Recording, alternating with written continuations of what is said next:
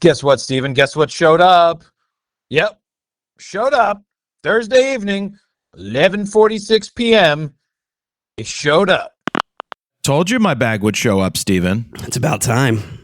No, it was like a day later. Really? That quick? Yeah. Yeah. No, actually, it got delivered at 11:46 p.m. on, I don't remember what day because it's been a week already since I've been back. I think it got delivered. It wasn't on the Wednesday. It was by Thursday evening. It was back. Yeah, that's pretty fast. Well, I could see on the air tag that it reached Philadelphia, and then they had a courier, and then you put your information in and say where to have it delivered. And I had to switch, properties because I wasn't going to be at the studio at midnight when it possibly got delivered. So I had it sent to my other house, one of my many houses, and they left it there, and my bag was back. And what was crazy is I forgot there was my lens hoods were in there for the 100 to 300 and the lens hood for the 400. And a 400 lens hood is like $600. So it wasn't like the bag in Meet the Fockers where it's not your bag. No, it didn't have all the dildos and vibrators in it. I mean, that stuff's in your bag anyway, so. Yeah, no, that was in my butt. We're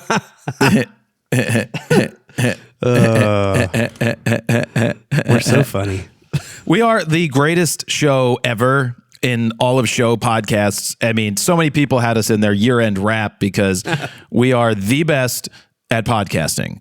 We just like having a conversation. But my bag showed up all in one piece. Have to put a new battery in the air tag because its battery is low. But it's great that I had the air tag, and I don't see why anybody would not have an air tag in bags that they travel with at this point. They're inexpensive for what they offer. They're inexpensive to a certain extent. I mean, they're still $25 a pop and really haven't come down in price unless you buy in bulk. Well, they're $79 for 4, I believe. Well, again, if you buy in bulk. But why are we not on version 2 yet? It's been 3 to almost 4 years now at this point, and I just need a credit card sized AirTag that I can put in my wallet and not have this chunky freaking circle taking up so much room. I guess. I mean, I'm happy with them. I just need to be smaller. That's all. There's a lot of things I want to put it in, and I just can't because it's not small enough. Again, like my wallet. It's just a matter of battery. What do they end up doing with the battery? Yeah, but Tile makes their Slim card, which is basically a credit card Slim AirTag, and it's really thin because it doesn't have a replaceable battery. It's basically a one-time use, but that's fine. I want Apple to do that. Give me that option. I don't know. I mean, I'm happy with the design. It's small. I don't want to put one in my wallet personally. That's just me. Why? I don't want to put one in my wallet. I don't know. Why? Why not? Like, I don't. Why would you not want to put it in your wallet? If you lose your wallet, then you know where it is. I don't have one on my keys. See, I put one on my keys because I actually recently lost my keys at a concert, and I found them at the concert, thankfully, after the fact. Was it Creed? No, this was Newfound Glory or Story So Far, one of the two, I forget. What is Story So Far? One of those shitty emo 2000 bands? They're a band that likes to pretend they're Oasis. Let's just say the lead singer thinks he's Liam Gallagher. Well, shit, I like Oasis. I probably would like these. What are they called? The difference is in the recording, they don't sound like Oasis at all. But in person, he's got the rain jacket on. He's standing at the mic the entire time, hands behind his back, just that same exact Liam Gallagher pose. We call those shoegazers. Yes. Oh, that reminds me. There's a show tomorrow night I need to follow up on. Well, speaking of the keys, though, the best part is that I gave them to my friend who had a fanny pack. I didn't want to lose my keys because I knew I'd be running around in the pit or something like that. And of course, she lost the keys that were apparently zippered up in her fanny pack. Of course, they were not fully zippered. So the one time I thought that I was going to be safe with my keys, I was not. This is why you keep track of your own stuff and don't let bitches hold on to things. Oh, I will never give her something. I'm just kidding. Again. And bitches could be men too. Bitches can be men too. But this person is notoriously known for losing stuff. So yeah, so then why would you give it to her? Because she had a secure fanny pack. I didn't think it was going anywhere. How secure? It was obviously very secure. How's your pocket, Steven? Why don't you wear zipper pockets? She thinks she must have taken out her credit card to buy a drink, and then when she put it back, she didn't fully zipper it, and that's what happened. Do I know this friend? Yes. Oh, I know this friend? Yes. She actually may have been on this podcast a long, long time ago. Yeah, tell her I said so. Tell her I said something about her losing something. See how that goes over. She's replaced her phone about 20 times by now. And I can't believe you gave her that. Just the one time where I'm like, I got loose pockets. I know the keys are going to fall out. I'd rather give them to her. She's got a little fanny. No, never again. You failed. Anyway, luggage is back, safe and secure. This is the last episode with Steven for the year. Are you doing one next year? Next week? You don't know what I'm going to do, Steven. Yeah, I just feel like it's pointless because the numbers are just cut in half. I may just want to talk to the microphone about certain rants, just do some Daily Fro style content, which I haven't done in a while. Sometimes I just want to talk and put that up, and I might do that. Different. Okay. It's different. It might not be RAWtalk. It just might be Daily Fro, where I say the time, the date, the day of the week, and I talk about what I want to. What? What'd you say? I love when you're like, say the time, the date, all the really important things that don't matter at all to the podcast. Steven, it's currently Thursday, December 19th, 2024, and the time, 10:36 in the a.m. That's how you do it. That's how you Daily Fro it. The date I kind of get because sometimes you need some context as to when certain events happen that we're talking about. But the time doesn't matter at all. And the date doesn't matter because you could just see when the podcast was posted. I know, but it's just a thing that people get used to hearing. It's part of it's just a thing. A forced thing that I made up. It's not forced. I like doing it to say what the date is and what the time is to delineate when I was doing it. That's the point. Makes sense. It does make sense. Go fuck yourself. God, you get so angry at everything, Steven. Me? Speaking of angry, I'm still not finished editing my images. I'm done culling. I'm not actually angry. I had to cull and edit all of Troy and Katie's photos. They went on the safari with me, as we talked about last week. They had the R3s and the 100 to 500s, and I have finished culling and editing all of their work. And they did a great job. When it comes to final selects, what are they down to? Well, Katie, her final selects, let me get over to the selecting department here. Because I don't think you were actually culling just yet last episode, right? Because that was a day after you came back home. You're just telling me. I have no idea. Troy has 308 keepers that I ended up selecting down to. I could, obviously go down further because they're not all the best of the best. The best of the best, I would get to like 50 or 60. Sure. But, I edited 300. And for Katie, I edited, let me click on this, click on that, 412. Hers are slightly better. Did you tell Troy that? No, not yet. Ultimate shootout, Katie versus Troy.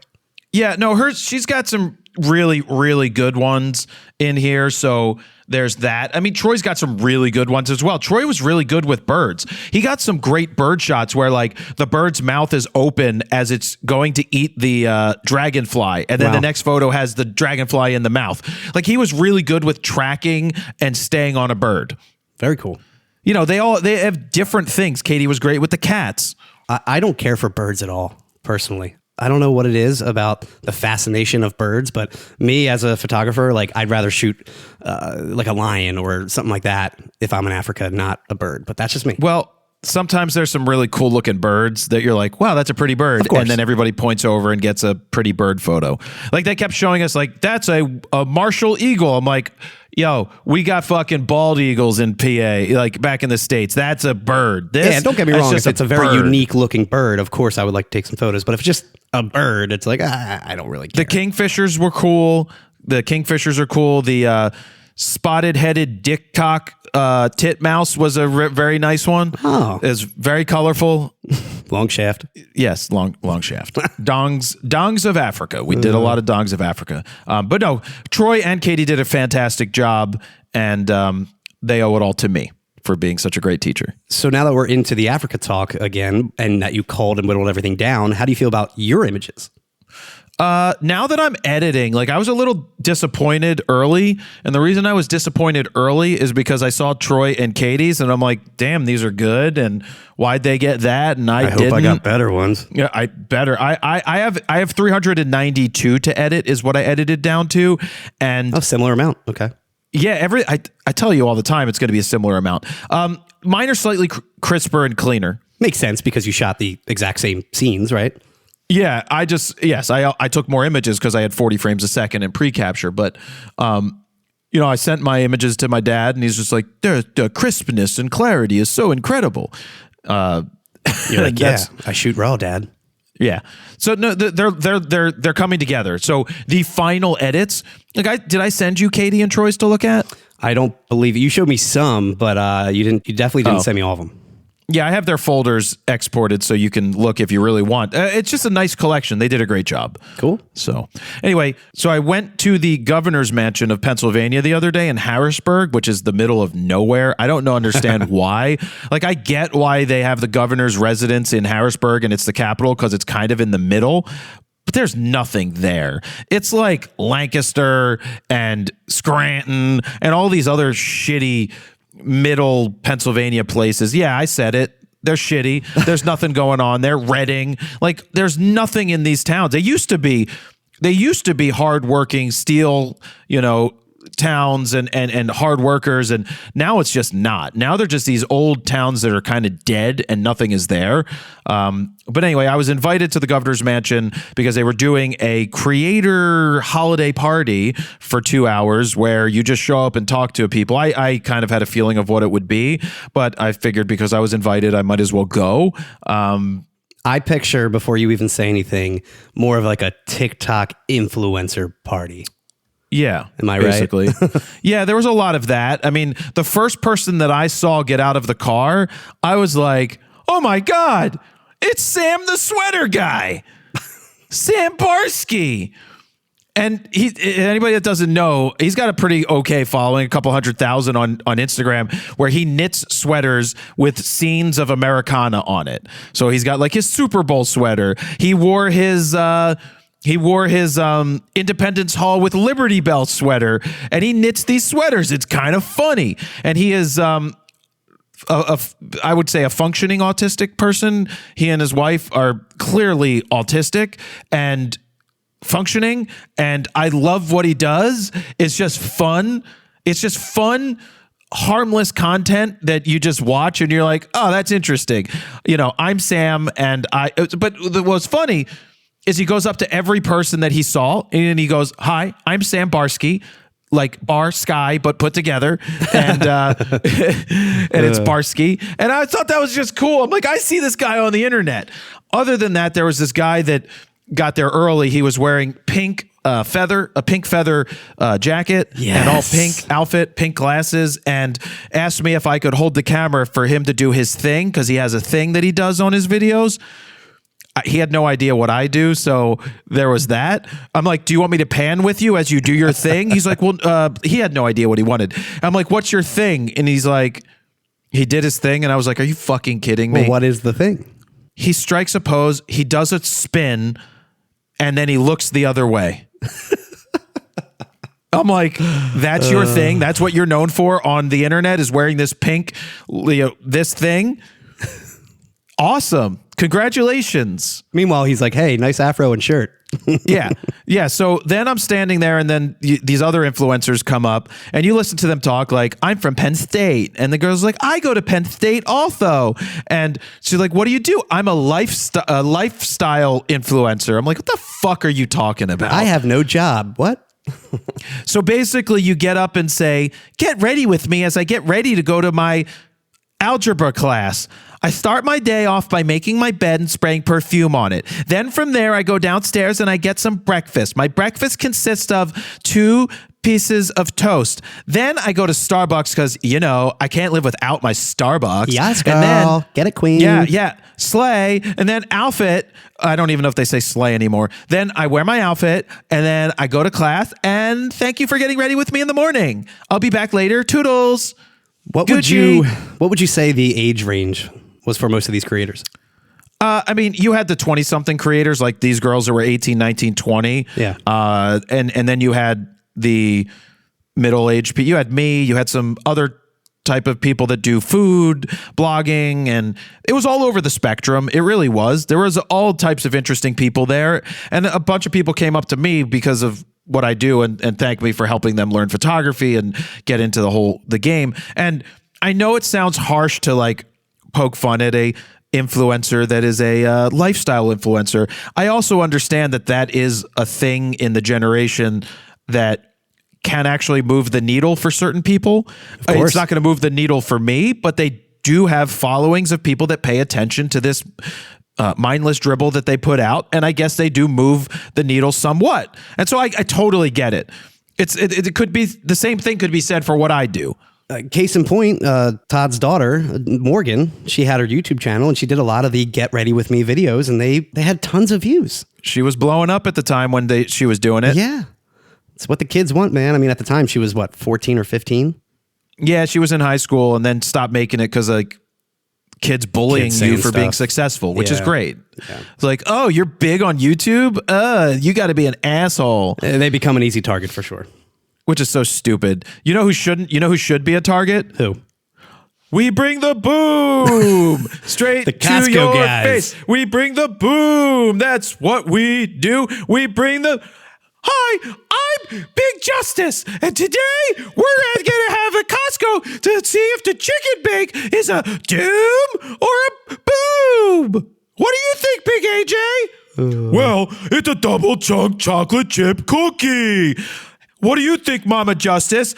I go by Mama Justice because I don't really have a name. Ashley, what about you? I'm Ashley. I get really bad comments about how guys want to sleep with me, but I'm only 15. Terrible. Hey, don't mess with my sister. I'm Big Justice. When my balls drop, it's all going to change. And then you got the Rizzler, the cousin. Little meatball.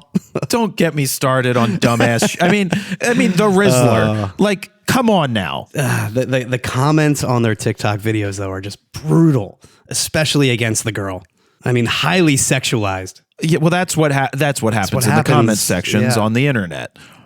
I'm not a big fan of comment sections on the internet on other people's things. I'm not a fan of exploiting my children when they're not ready. That's my take. But the behind the scenes video that came out a while back with Big Justice and AJ, where Big Justice keeps getting it wrong, and his dad's like, no, do this. And his dad is like a big kid that is starving for attention, and he's been starving for attention.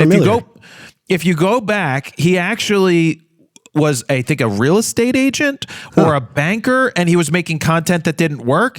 And then the Costco shit worked. And of course, he goes on Gary Vee and talks about how, and Gary Vee's sitting there probably thinking like, Jesus Christ, like these are the people that learned from me. But look, if they can parlay it into something, then awesome. But I don't know what you parlay. Like, I have no desire to watch, Big AJ talk about, what gets a boom and what gets a doom. That's not like content I want to live with. All right. Well, now that that's out of the way, what about the governor's mansion? How was it? Was it a luncheon? Like, how was the food? Biggest thing for you. Well, Steven, I will rate it on the boom meter to tell you how many booms or dooms the food got.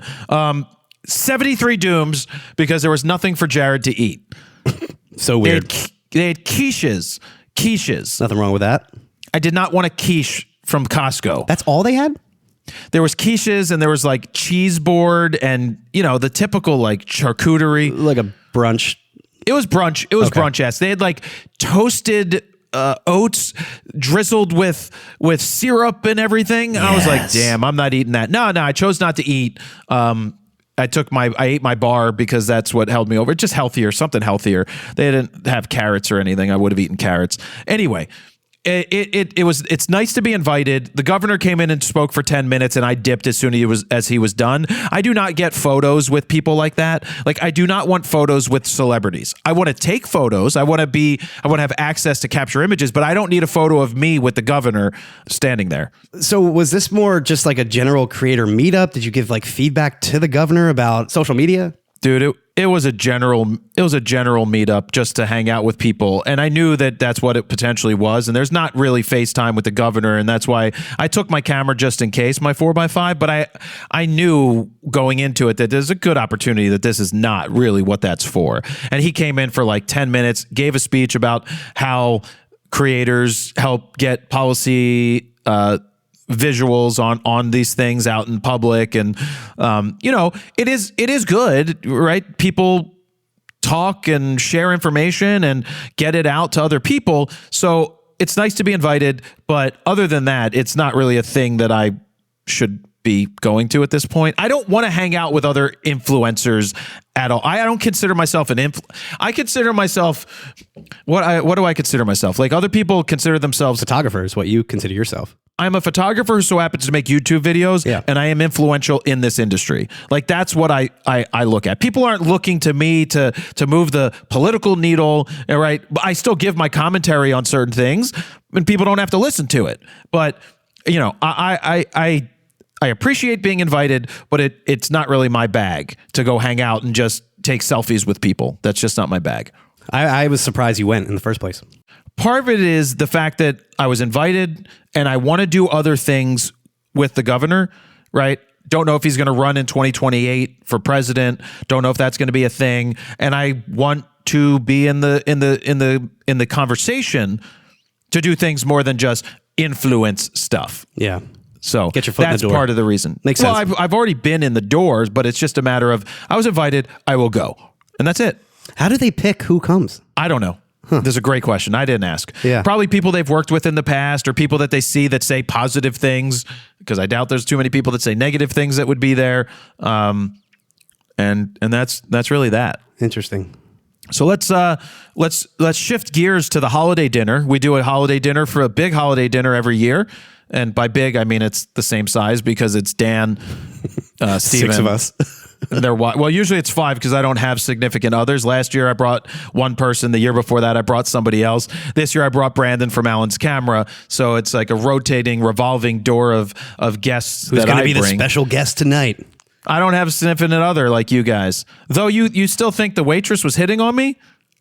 I didn't say that. Did someone say that? Brandon did. Oh, I don't think I was part of that conversation. Oh, yeah, that waitress. I thought you were into her.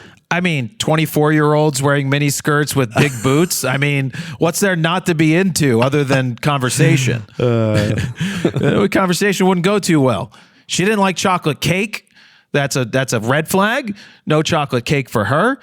Regardless, we go to a place called Saloon. Saloon's been around since the 1950s. Dan always gets the same thing. I technically get the same thing. I think we Steven all get the same got thing. the same thing Yeah. because we know what we like. Dan eats 2 entrees, one as an appetizer, and then gets his surf and turf. It's because it's his meal for the week, man. It's his meal for the week, and he gets a doggy bag to take home all the extra desserts. What did he say? He weighs 120 pounds. I think he said that at the table. Did he really? I'm like, Jesus, man. Do you eat? But you want to know what the biggest talk of the biggest conversation at the holiday dinner was? What? Dan told us that he's got big news. Oh. Breaking news. Breaking news. Dan is getting a new car.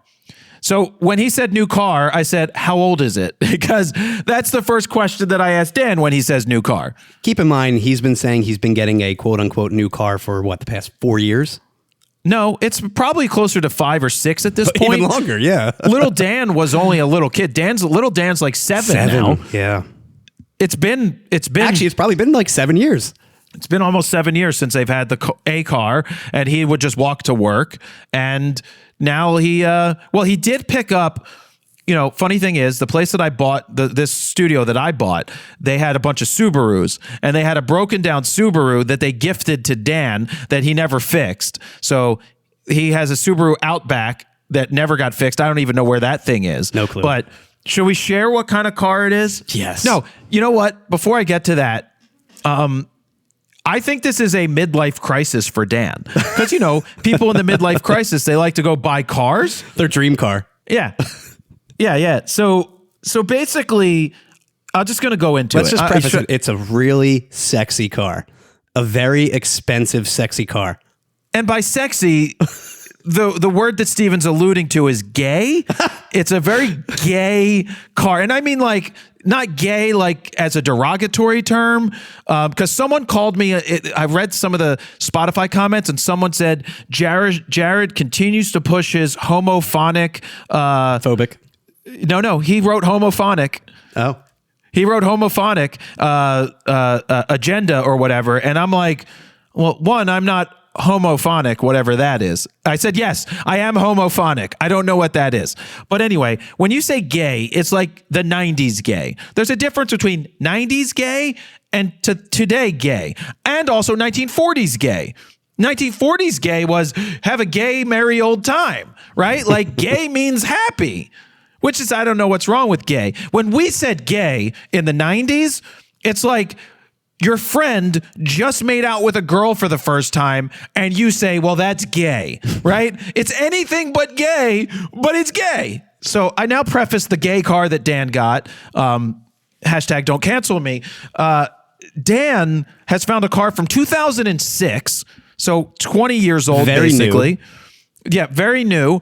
And it is a Subaru Baja. Yes. In gray of all colors. It should be with a yellow Subaru Baja, but it's like a classic car. I believe they said something along those lines to me, like, it's going to be a classic car. It's going to be worth money. And I'm like, it's a Subaru Baja. Well, so they only made it for a very limited amount of time because nobody bought it. So it's very Because it was gay. It's very rare to actually find one that's still running. And I think he's going to like Connecticut to pick it up. They are driving to Connecticut. That makes so much sense. They only made it for 3 years. Why? Because no one bought it because it's the ugliest car I've ever seen. So let's describe it. Do you want to describe it or should I describe it? It's the car that Big Gay Al on South Park would drive. Dan's like, it's like the best of both worlds. It's like a sedan, but a truck at the same time. Yeah, if it's the size of a Matchbox car. So literally, think of an El Camino, right? Yes. Shrink it down, have it be 4 doors with like a 3-foot bed on the back of it. That is a Subaru Baja. It's a Subaru Outback, but truck form, essentially. That is gay. That's right, Steven. Do you know who else drives that? Mickey Mouse. That's right. I bought a Subaru Baja many years ago, and Minnie loves it. And we put our dog. What's the dog's name? Pluto. We put Pluto in the back, and Pluto's like, I'm so happy to be here in the Subaru Baja. I got it in ruby red to match my nose. I will say, though, Dan actually uses it the way it's intended to be used. He hikes a ton, loves the outdoors, always bringing tents and all that kind of stuff around. So, you know, he will use it for its actual dedicated purpose, not for the looks. So he is really the target audience for this kind of car. Let's see if there's a Subaru Baja commercial. Not the target audience in 2024. Let's say that. Oh, what are you trying to say? There's a Motor Trend car from 2004 Subaru Baja Turbo. Oh, he said it's a turbo, as if that would make. Oh, there's a Doug DeMuro video from 5 years ago. The Subaru Baja Turbo is a weird, fast Subaru truck. Oh my god. Oh my god. And the best part is I'm pretty sure the bed of the so-called truck is like 3 feet. I already said that. It's like 3 feet. Yeah, it's so small. Oh my god, I'm gonna have to watch some of these videos. How much is a Subaru Baja? How much is a Subaru Baja used? Baja. Yeah, Baja, right? Yep. $6,800 to $17,000. Wow. Hold their value. 2003. Okay, he's buying like a 2006. Could be like $9,000 or $17,000. I hope he doesn't pay $17,000. What's the mileage on that bad boy? He didn't tell me. He just told me that it's currently being fixed because it has a leaky gas oil pan. I'm like, oh, that's a good start, Dan. It's got like 300,000 miles. Brand new. Yeah, good start. Good start. All right, enough about Dan. Real quick, before we move on, when Dan brought this up, I already knew about this beforehand. And in my head, when he brought it up at the dinner, I'm like, oh, this is the worst time to bring that up. Jared's going to rip you apart.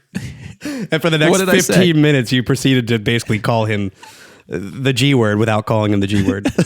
I'm like, wow, Dan, what is that car? He showed me. I'm like, yeah, that's gay.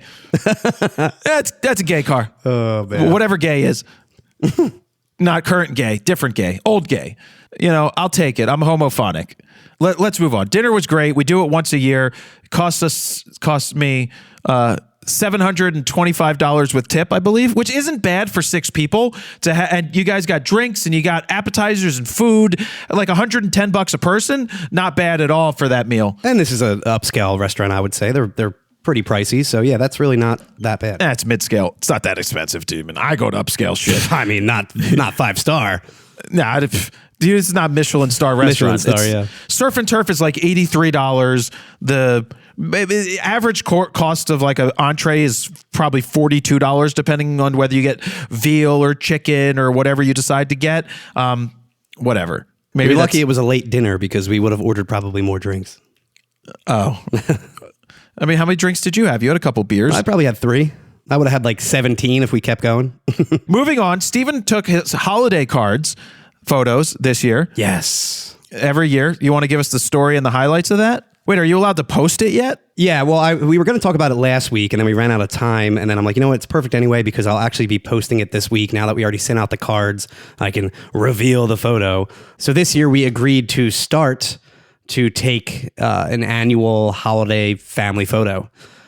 We're going to take basically the same exact photo year after year, every holiday, in front of the same tree, same living room, maybe different pajamas, and just see how we grow through life. And I think it'll be really interesting to look back on after 18 plus years of photos in front of the same exact tree in the same poses, all that kind of stuff. And we've already got 2 years under our belt, with Hannah's first year being last year, where she was about 4 months old, and now she is 16 months old. Keep having that house? As of now, it's a forever home with this interest rate, I'll tell you that. Well, it could be a rental too. You never know. You never know. Yeah. But it would be nice to try and, until we move, if we ever do move, to keep doing the same exact photo in front of the tree. And it's also because we don't have our front room anymore. It's full of toys and everything else. So we don't really have a spot anymore to make a makeshift set like I used to do back in the day. So you have the photo in front of you, right? No, I don't remember where it is. Great. I sent you all the assets last week. That was like last week. I can't find it anymore. Well, anyway, I shot with the R5. I would have shot with the R5 Mark II, but somebody had it in Africa with them, and you probably barely used it. I used it the whole time. And what's Did the you? difference between using an R5 Mark? Yes, I used it on a 100 to 300 the entire time. I mean, there's really not much of a difference because I was shooting mechanical shutter anyway, so I'm still getting 14-bit RAW across the board. But I shot with the Canon R5 and the 85 1.2, which is usually what I try to shoot with every single year. And I always shoot wide open at 1.2. I think it was 1.2 ISO 100, 1/125th of a second. The hardest part, I say this every single year, is I'm taking the photo. I'm in the photo and I'm also taking the photo, and I have a dog and a toddler with me as well, and we're all trying to get them to look at the camera at the same time. Not only is it hard to get your toddler and a dog to look at the camera when somebody else is taking the picture, but imagine you're in the picture as well trying to trigger the camera. So it's the hardest thing every single year, and I probably rattled off, I don't know, 300 pictures until I got maybe 2 keepers of all of us looking at the camera, because I tried my best this year to not do a head swap like I had to do last year. yeah, cheater. Well, the trick this year was I put an iPad behind the camera next to the tripod and had Elmo and Miss Rachel playing. And that kept my toddler looking directly at camera, smiling, giggling, laughing the entire time. Hi, it's Miss Rachel. And today we're going to talk about the word that starts with G and ends in Y. Guy. And I used the Canon Connect app, which I don't know if you've looked at it recently, but they completely revamped that app. Yeah, it's good, right? It's way better than it was before. But I set up a bunch of speed lights around the room. I had a 60-inch umbrella, a 40-inch umbrella. I had a little kicker in the back, all triggered with young new triggers that are probably, 14 years old at this point, and they still work fine with the R5. They actually work with the R5 flash menu. And I just had my basic key, fill, and hair separation light. The only issue, it was a very bright day. In the past, it's always been like a gray, cloudy, gloomy day, and there was a lot of spill coming in from the windows, so I had to go and actually put a giant sheet and block some of that window light coming in from the outside of the house. And I ended up adding just a little bit of fake snow in the window just to make it a little more winter looking. Were you happy with it? Very happy with it. I think it came out great. Again, we Did tried. I get the card? You should have gotten it this week. It might be in the trash. I know. I may not have opened it. I think it came. I haven't And looked making yet. cards, parents out there that do this, you get it. They're so expensive, and the stamps alone, I think we spent like $60 on stamps alone. We're talking $200 plus in on cards and stamps alone. Just for people like me to throw them out? Correct. Just for people to throw them out. But the good thing, I reminded Nicole of this the other day. I'm like, we don't have to pay for the photo shoot. A lot of people are paying $300, $400, $500 for the actual family photo shoot on top of sending out the cards. I at least get to forego that money and keep it. So you're taking money out of pockets of real photographers. I got it. That's what you're trying to say. No, I am a real photographer. You are? How's your Squarespace website? How's your family photos going? That's gay, Steven. That's gay. Wow, Steven. You really wanted to go there. Steven just took a dig at my family. Me not a real photographer. It's just literally me sitting there by myself because my cat doesn't even want to be in it.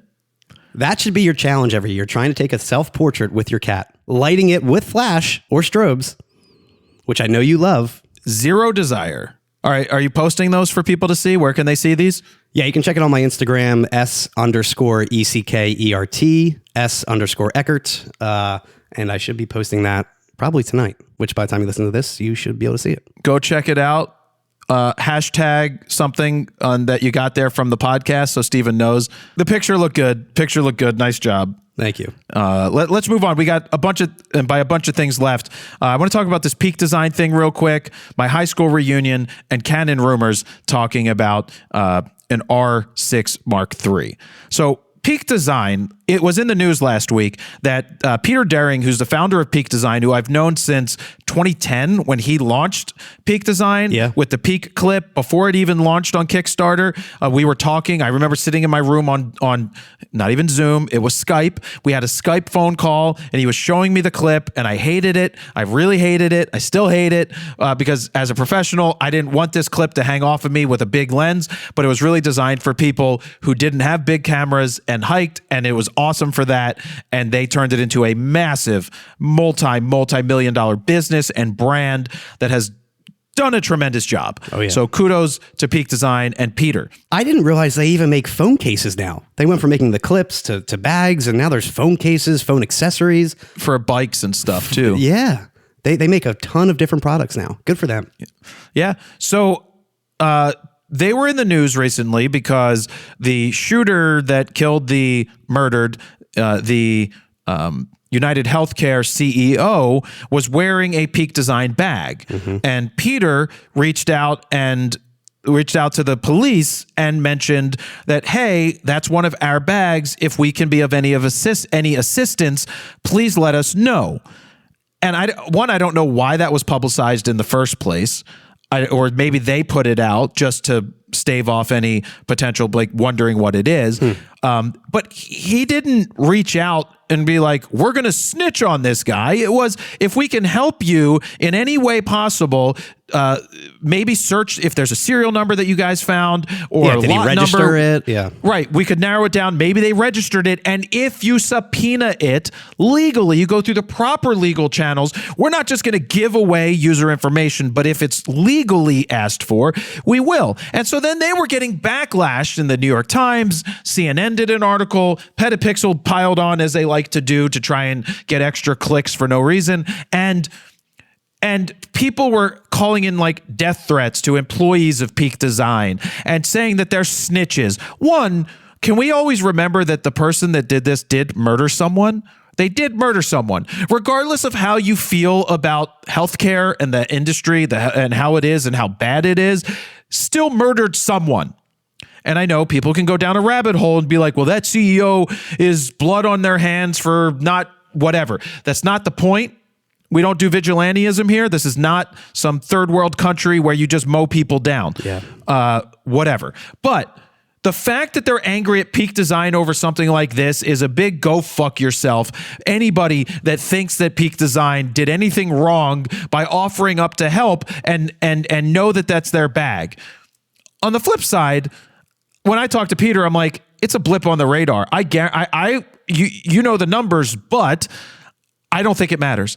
I don't think anybody in the public is going to be like, I'm never buying a Peak Design bag now, right? He and I won't tell you what he told me, but basically, I will say, in my opinion, it wasn't going to be a blip on anybody's radar and move the needle of sales whatsoever. As a matter of fact, we have more sales. Right. So it's just that people pile on these things and it's like, shut up.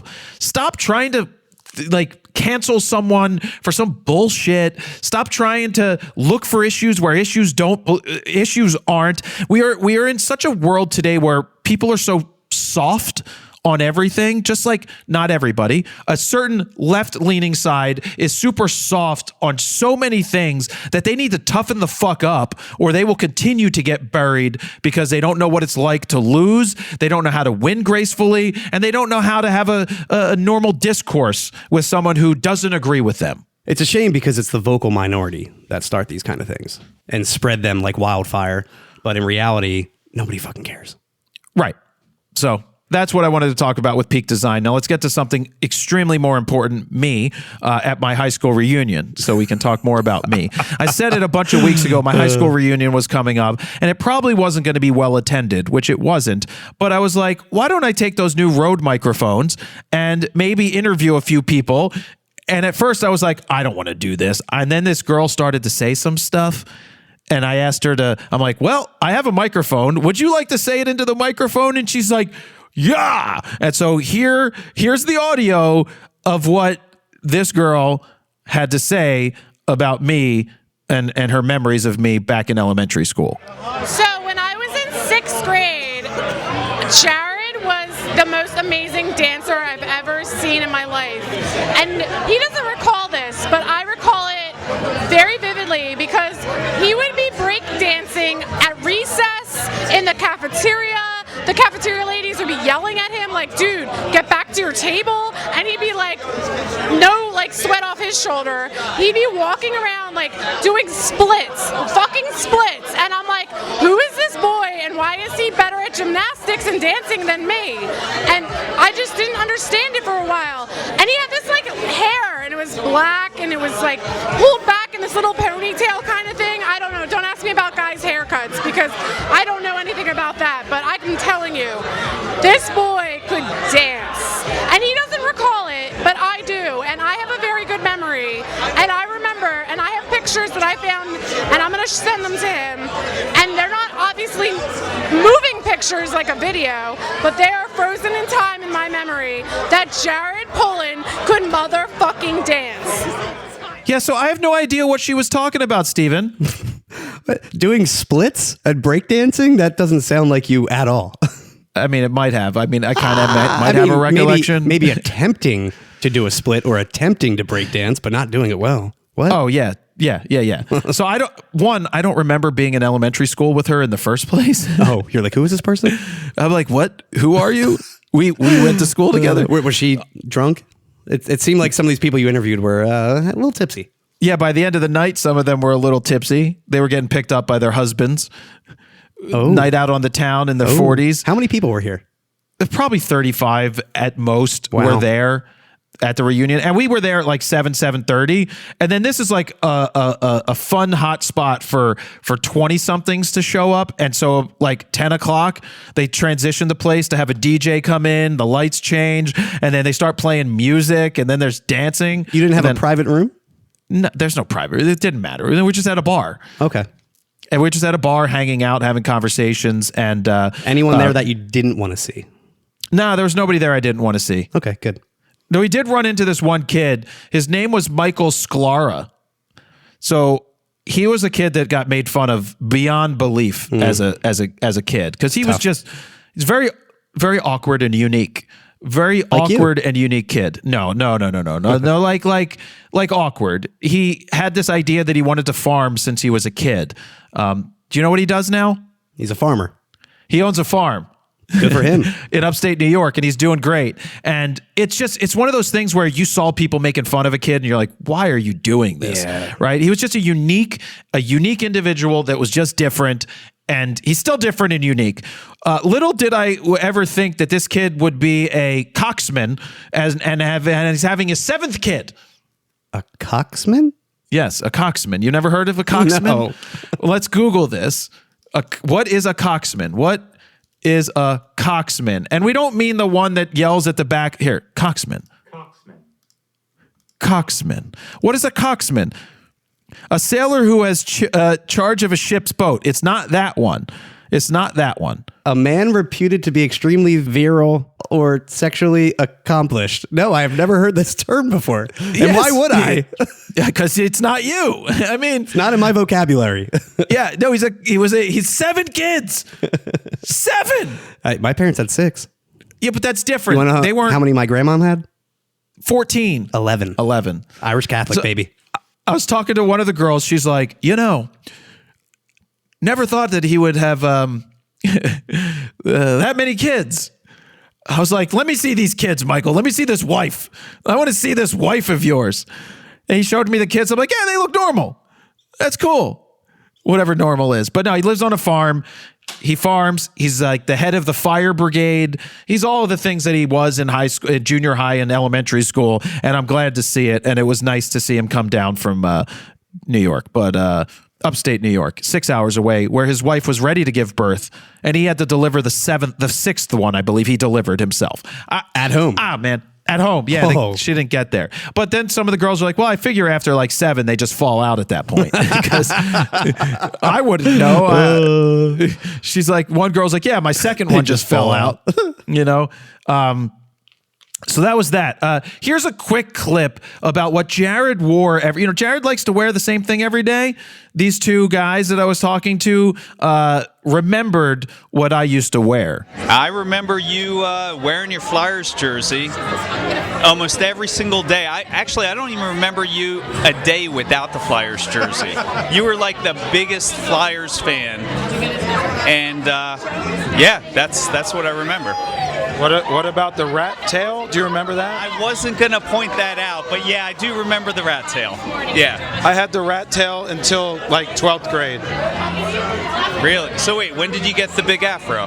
The fro started in 2007-ish. Yeah, I started growing it like 18 years ago. Actually, it was October of 2007. It was when I went on tour with Perry Farrell. I had a shaved head, and it's been growing ever since. Wow. Yeah, I mean, so you're still a Flyers fan, right? Well, I got a life, and I stopped really paying attention. I'm still a fan, but it doesn't rule my life like when I was 14. Yeah. So yeah, I wore the Flyers starter jacket all the time. I had the pouch in the front. I had my wallet. I had keys. I had change. I had just random shit all in this koala pouch of a starter jacket. The pullover starter jacket was the greatest jacket ever since sliced bread. I recall going through a lot of your childhood footage when we did the This Is 40 video, right? Yeah. Is that what we called it? This is 40? So this is 40, yeah. So this is 40. If you guys look up that video, I'm pretty sure most of those clips are you in a Flyers jersey or a starter jacket, rocking a nice rat tail, and ready to play ice hockey. That's me. So those guys But you're not reminisce. breakdancing and doing splits. Not there, but I will tell you, I did get on the dance floor. So I did go out on the dance floor because there were 5 of the girls we were with, and they're like, "You guys want to dance?" I was like, "Fuck yeah, I remember dancing in elementary." No, I went out on the dance floor. It was fun. I had a good time. I didn't drink any. I don't drink, so I didn't drink anything, and it was just good being out on the dance floor. And then they played "Sexy and You Know It." Sexy and I Know It, and I went nuts. And then, of course, like the youngins are there with their phones filming me. They're like, "Hey, it's the singer. It's the singer from LMFAO." Yeah, they're like, "Oh, it's him. He's whiter though, but it's him." You were there. Were you there? You were there. You were there that night, right? I took the picture of you with him. Oh, you did? Okay. Well, yeah, I was wearing the glasses, and he was wearing the glasses, and he smelled, and then we took the picture Backstage at Jingle Ball or something like that. Yeah, Jingle Ball. I don't know if that was the Bieber night. I don't know if that was Bieber or not. Oh, I still have such an epic photo of Bieber. That Yeah. Christmas one. Oh, yeah. So anyway, dancing to Sexy and You Know It, and this other girl comes over to me. I guess we graduated together. I do not recall her whatsoever. And she had something to say, and I was like, I need to record this. But before we run it, I have to say that the Rode microphone with the auto gain level thing did an unbelievable job of not having Montel Jordan singing, "This is how we do it. This is how we do it." Right? Like, I can't believe how great that it just isolated her. So get ready. I titled this clip "The Star of the Show." Oh. Tell me what everybody's talking about. As making you a target of sexual harassment, I want you to know multiple people have talked about how great your butt is tonight. Where are these people? Well, I'm here. Kelly's there. Wait, Kelly, you think my butt is good? Your butt's great. And the general manager of this bar that's behind the bar, she also commented on whether or not it was prosthetic because it was so perfect. No, touch, feel. That's real. That's real. That's all real. So, in 1999, it might have been okay to tell me this, but at least she prefaced it with, we are sexually harassing you without you knowing it. But yes, my ass was the star of the show, Steven. Who would have ever thunk it? Oh, it is a nice little shelf. I say it every time. You got some junk in that trunk for sure. The last reunion, the star of the show, was people thinking that I made porn, right? That was the last reunion. I was hoping somebody would say that. Did anybody say it? No, that girl that brought that up wasn't there. Damn. I would have brought it up, but no one talked about my porn career. Yeah, more like Glenn Gary sucks Glenn's hairy balls. Like, are you in movies like Glenn Gary, Glenn Ross? No, more like Glenn sucks on Harry's hairy balls. Zach and Miri Make a Porno is still a fantastic movie. Which is funny because one of the girls that I graduated with is in the background of that movie, in that scene. Really? She was in, because it was filmed in Pittsburgh and she lived in Pittsburgh at the time. She was one of the extras in the scene at the reunion. Interesting. Yeah. So anyway, as you can hear, the star of the show was my butt, and many people thought that it was great, and whether it was real or not. And I was like, no, you just have to touch it, and she did. It's a big old booty, I'll tell you that. Nice little badunk. Leg day, bro. Leg day. Tracks a lot of people that drive Subarus. What? Do men drive Subarus that are homophonic? Dan does. We should call Dan. Hey, Dan, do gay guys drive Subarus? I don't know. I got a Subaru, though. I'm getting a Subaru. It's a Subaru Baja. I'm going to be cruising with my wife and my kid in the back at our surfboard as we go camping. Yeah. That's what it's going to happen. It's going to be. I think he also wants to do like a hiking YouTube channel. I know he's been saying it for years, but apparently he's going to actually pull the trigger soon. We'll see. It's another thing that he's said for the past 6 or 7 years. Oh yeah. I'm going to start a YouTube. I see. You know where you could get a camera? I wonder. I don't know. Does anybody know what they're doing on YouTube? I don't know. I don't know, Dan. We also told Dan that he's not going to listen to the episode anyway. He definitely will not. Because I think he mentioned, like, why are people commenting about Subarus on the Fix or something like that? And I don't get it. It's about me. And we're like, no, it's not about you. It's about Subarus, yes. But if you listen to the podcast, you would know. Thank you for paying attention to the show, Dan. We really appreciate it. Amazing. Yep. Anyway, let's wrap up my butt at the dance and just say that the reunion was nothing too special at all. It was the day before I left for Kenya anyway, but I did end up staying a lot longer. I got home around midnight. I didn't expect to stay that long, but I was having a good time dancing on the floor with the ladies. Nice. Glad you had a good time. Who are all married. Except for that one that's not married. Any people you're still friendly with, or these are all people you haven't really seen since high school? No, I mean, I've chatted with some of them online before, but most of the people I don't really see. Yeah. And most of them are like married with kids or divorced with kids. Sure. Or whatever they're doing. And it's just like people that I don't associate with in real everyday life and I don't really give a shit about. But it's nice to catch up with some people, but they're not people that I'm going to like go out of my way to talk to. Do you think you're the only lifestyle influencer that came out of that high school? Do I think I'm the only lifestyle influencer? Yeah, Steven. No one else is influential like me that we graduated with. I would put me up there as one of the more successful people, at least in my mind, of graduating. Not counting the kids that own car dealerships because their daddy owned the car dealership. Yeah. Like, I don't count that. But, good old nepotism. I think we had a pretty good class. I really don't know where most people ended up. I really don't. I just don't. It would be interesting to know that if someone would compile a list of what everybody's doing now and rank us, like face smash. No, I'm just kidding. I think I like to think that I am successful and I'm very happy about that. Me and my 5 properties and soon to be 6 when I buy the church. And then all the Porsches. Is that many church Porsches still up for sale? Yeah, they reached out to me about a new price yesterday. It's even more feasible now than ever, Steven. Well, you can have fun moving everything over there. Well, I met a Not mover gonna because do it. I graduated with someone who has a moving company, so I found out. So He can set they up all the move stuff. sets, do everything. It's tempting, Steven. It's tempting. I guarantee it's running in the back of your head daily. It hasn't been for a while, but I reached out to see what's going on with them, and I could just wait a little longer. And if I decide to do it, fine. If I don't, fine also as well. I'm in a good spot. But lastly, let's move on to wrap up the year with you and talk about this Canon rumor of an R6 Mark III and how they said that it doesn't seem to be revolutionary.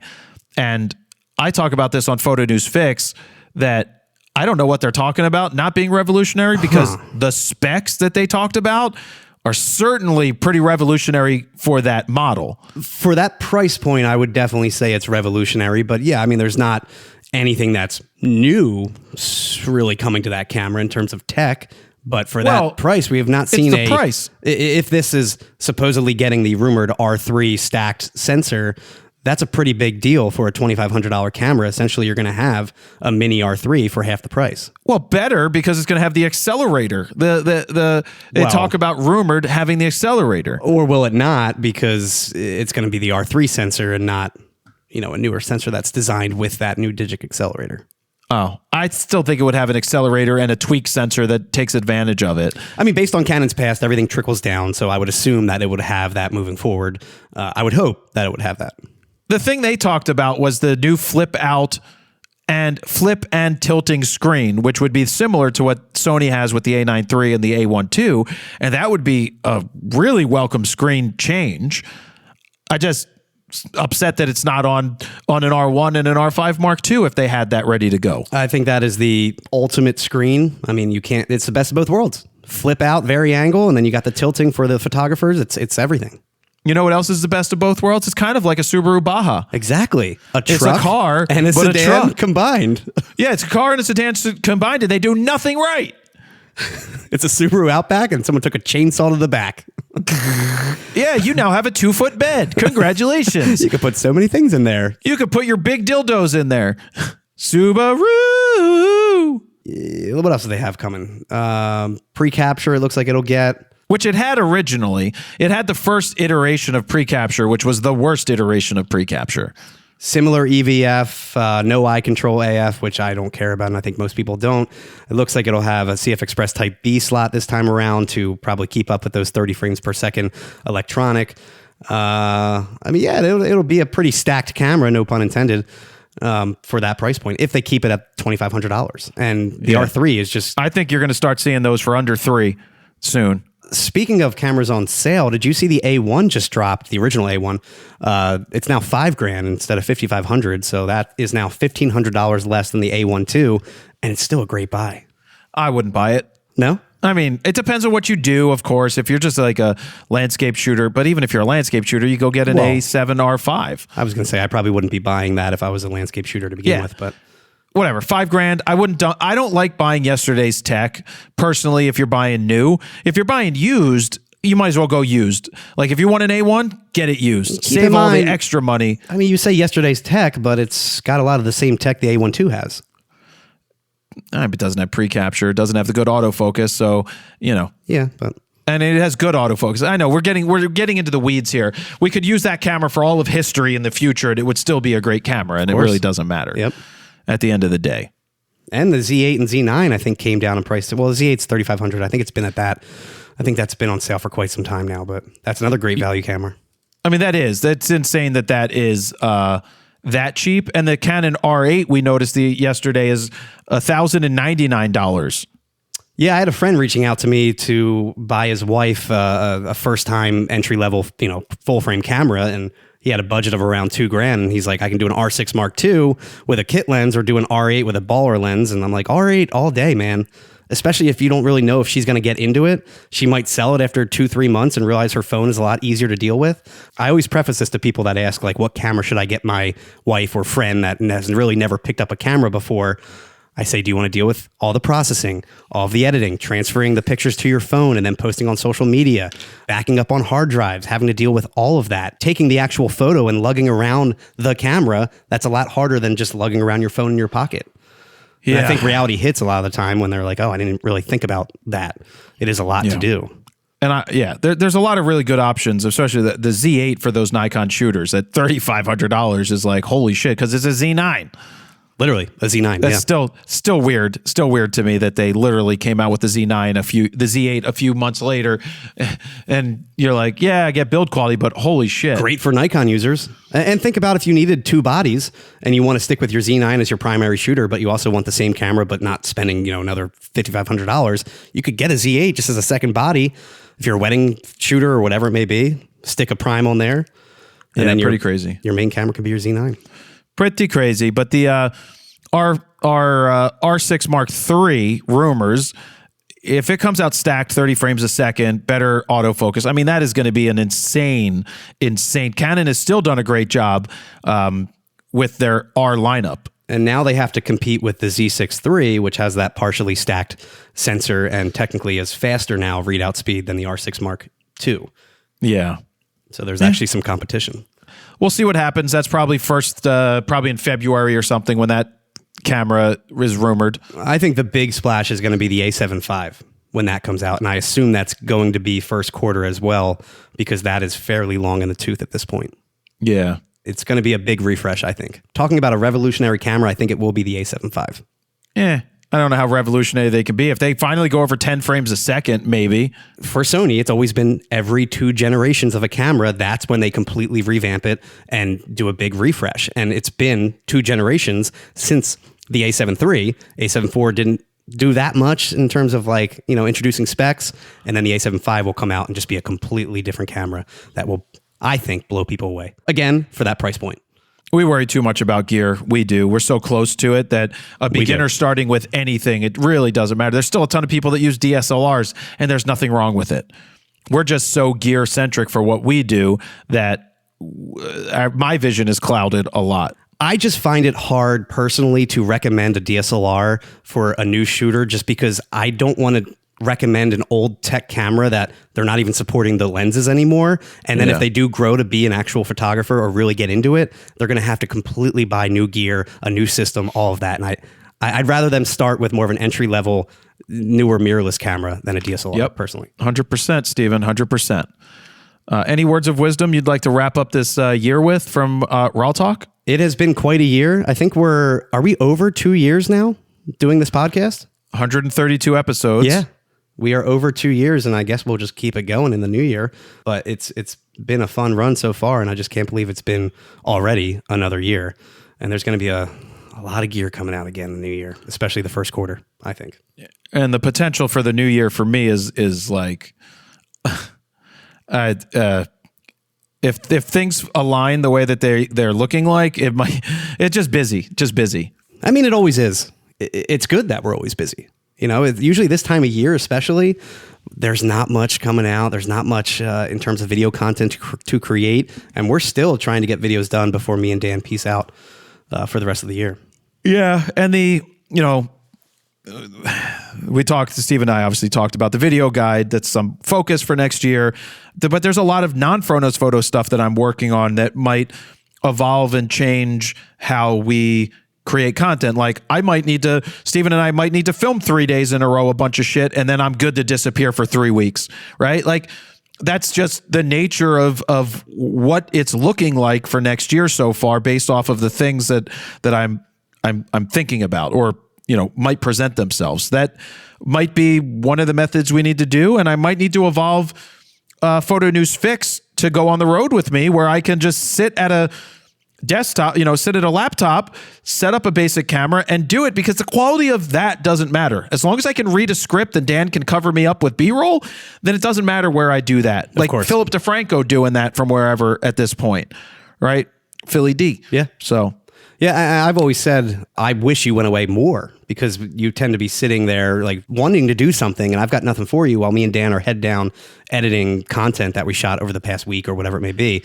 And I think Africa was a nice trial run to see, like, can you go away for nearly 2 weeks? While I did that last year. I went away longer. Yeah, but we didn't have as much content to work on because, again, it was end of the year. This year, we actually had a lot. There was a lot of new gear that came out that we're still catching up on. Yeah, it's just a matter of planning, really. Yeah, so we shot, a whole week straight, I feel like. Almost 5 days straight, me and you, before you went away. And, yeah, we're just still trying to catch up on those videos. Yeah, we're just putting a lot in the can. So that's really what it comes down to. Yep.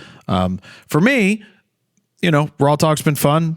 I like doing it. I like talking. I might do some of those just random Jared episodes. I know Vanessa wants to do something. So maybe while you're away, I might talk to Vanessa. Not away, but yeah, when you're on break, maybe I'll sit and talk to Vanessa and do a Safari wrap up, just her and I having a conversation, and I can post that if I want. Yeah, do it. It's just this format is just meant to just be conversational, and whatever it is, it ends up being. So that's really all I care about, is just doing what I want to do. Agreed. So with that, this is episode 132, where we talked about Dan getting a new car. That is hashtag GUY. GUY. So you can't get in trouble when you say guy. Changes the context a little bit, but... Yeah, guy. That's guy. See? And then people That are is like, so guy. It's hashtag guy. Huh, guy. We are children. Now that I've offended more people that actually aren't really offended, we're gonna sign off. Thank you guys very much for a great 2024. On to the new year, as we always do. It continues, and we continue to do what we do. So thank you very much for listening. Jared Polin for NosPhoto.com. See ya. Bye.